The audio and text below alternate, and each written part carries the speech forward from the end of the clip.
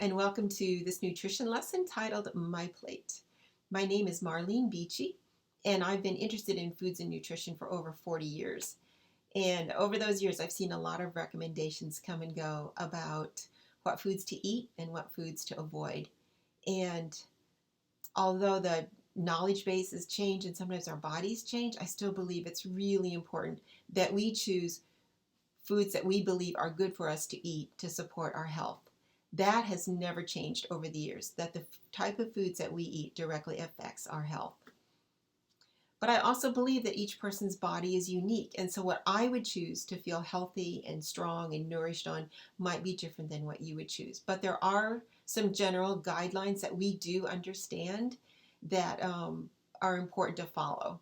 And we'll be starting with some real basic nutrition information in this course and then building on it. I also believe that if you are the sole provider of meals for your family or one of the main ones for your household, if you're in charge of like the budgeting or the meal preparation, serving, cleaning up, shopping, you are the one that knows the best how to apply the knowledge that you have of food for your family. So we would love to hear from you. We'd love to hear your concerns, your ideas, your interests. Just please, your questions, please share with us so that we can be here to help you if needed. And as we share together, we will all learn and grow and share our ideas and our thoughts. So thank you for sharing. In your packet of information with your food box, you should maybe got some handouts, and you might have one that looks like this. And if you do, you're welcome to get that. It's called My Plate, and it might be easier to read than this, but if you don't have it, it's not a problem. We'll just be using this diagram. So this is My Plate. This is what we're referring to when we talk about My Plate. And there are 5 food groups pictured here: fruits and vegetables, grains and protein, and dairy.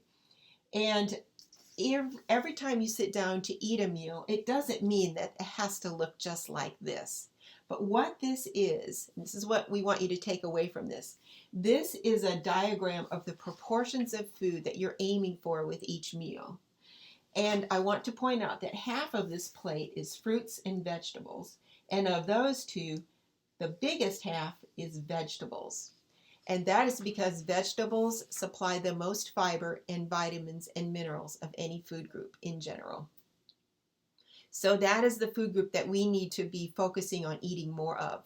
It's also the food group that I find is the most challenging to eat more of, not because I don't like them, but just because preparing them isn't always easy. They're not always quick to grab, and it kind of takes forethought sometimes to be able to add vegetables to a meal or to have vegetables ready for a snack. But they are one of the healthiest foods for us to eat. Over the years, as I've been looking at food and nutrition, I have heard you need to eat less or no meat. And I've heard eat less dairy or avoid dairy or eat less grains or maybe don't even eat grains. And even eat less fruit. I've never heard don't eat any fruit. But I don't think I've ever heard eat less vegetables, don't eat vegetables. It's always eat more vegetables, focus on your vegetables. But with that, it's important to know how to prepare those vegetables in healthy ways. So for example, with vegetables, you could eat a potato, which is an awesome vegetable for us to eat. It fills us up and it has good fiber if we eat the peeling. But there's a lot of ways that we also enjoy vegetables in our culture that are not very healthy, such as French fries and potato chips and salt. And this is because those are all high in fat and sugar. And as we choose foods, we're trying to choose foods that are low in fat and low in salt and also low in sugar. So a baked potato is really close to the way it was harvested. You could actually just pull a potato out of the garden, wash it off, poke it and stick it in the oven and bake it. And you could eat it. You don't have to do hardly anything to that to eat that potato, and that's what we're aiming for. As we choose what foods to eat, we want to choose foods that are closest to the way they were harvested. That is the most healthy way to eat these vegetables and other foods also. In general, the more processing, the less healthy it is. So look at French fries. They've been harvested and washed and cut, and then they've been deep fried, and it's the deep frying and the salting that gives us some problems.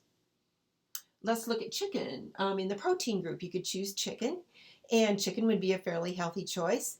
Um, Probably baked chicken or cooked chicken would be a whole lot better than breaded, deep fried chicken because of the fat content. In the grain group, whole grains are what we're aiming for because that's how they're harvested, as the whole grain. White flour has had a lot of the grain removed from it, so it's not near as healthy as a whole grain. And sometimes you have to actually just read the labels to know, am I getting the whole grain or just part of the grain? You can't just know by looking.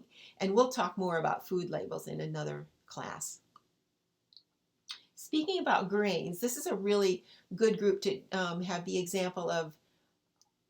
Each group has foods that are sometimes foods and sometimes that, excuse me, each food group has foods that are sometimes foods and then other foods that are everyday, eat lots of foods.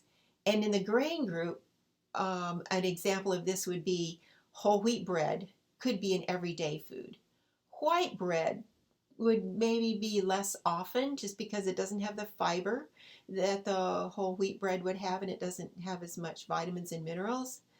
And a donut would be like a sometimes food to just eat seldom, not very often. Maybe save it even for special occasions because donuts are high in fat, high in sugar, and low in fiber. And those are exactly what we want to be moving away from as we choose what foods to eat to support good health.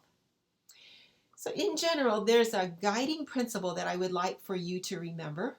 And this is to eat a wide variety of foods every day from every food group in moderation and focusing on vegetables and whole plant foods. So if you follow that guideline, you'll be moving into more and more way of eating food that supports your health. So let's look at pizza. Pizza, actually one slice of pizza could represent all of these food groups. So let's look at that a minute about how to eat pizza and have a healthy meal. So the topping of the pizza is cheese, and that actually is the dairy group because it's made from milk, and it also represents the protein group because cheese provides a lot of protein. So actually to have a healthy piece of pizza, you wouldn't even need to have meat on it. Now, I know a lot of us like meat, and so if we choose to put meat on our pizza, maybe choose a low-fat meat and choose to not add very much meat to it. It doesn't really need a lot, so just add a little bit for flavor maybe. Moving to the grain group, the crust of the pizza would represent the grain group, and the healthiest choice would be a whole grain crust.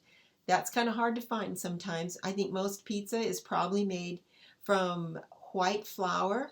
The pizza crust is made from white flour, and so that's not as healthy of a choice, but we can be careful when we're looking at that to maybe choose a thin crust instead of the thick crust because it would reduce the amount of white flour that we're getting. And we could look at the label and read if it has a lot of fat or not, and we could choose the pizza crust if we're buying it in a store. We could choose the pizza crust that has the least amount of fat.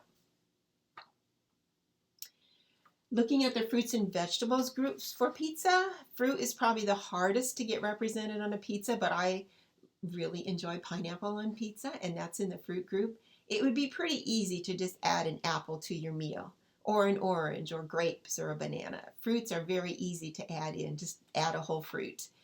The vegetable group is represented on a pizza quite nicely.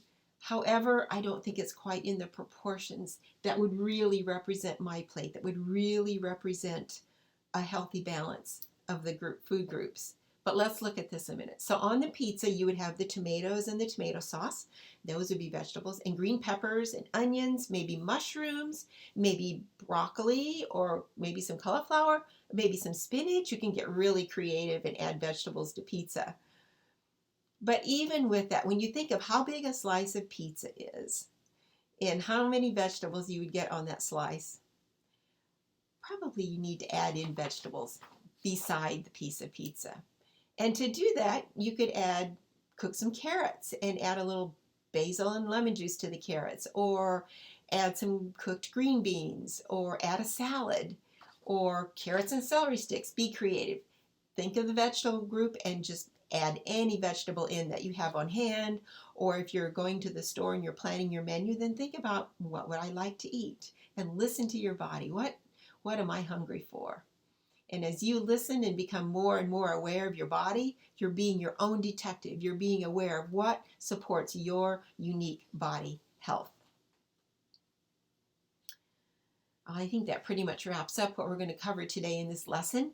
So I want to thank you for joining us, and I want to once again state the guiding principle for choosing foods, and that is eat a wide variety of foods every day from every food group in moderation, focusing on vegetables and whole plant foods.